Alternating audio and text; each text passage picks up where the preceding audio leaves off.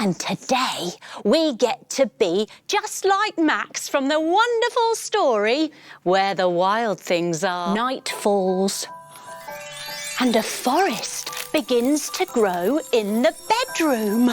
And off we go, jigging around. Jigging, jigging, jigging. The wild things roar, their terrible roars. Ready? 1, 2, 3. And hopping, hop, hop, hop, hop. And the other side, hop, hop, hop, hop. The wild things bow, folding all the way forwards, as we are now their king.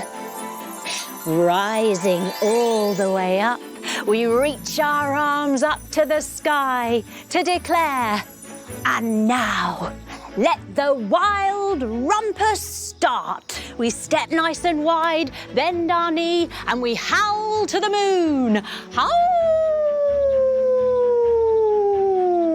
Be still. And we use our special magic trick of calmly breathing in and out whilst staring into their yellow eyes without blinking once. And they are all frightened. They gnash their terrible teeth and wriggle their terrible claws as they cry out, "Please don't go! We'll eat you up! We love you so!"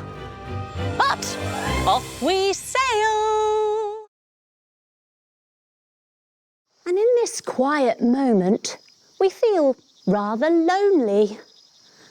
How much we'd like to be where someone loves us best. Maybe it's time to stop being king of the wild things and go now.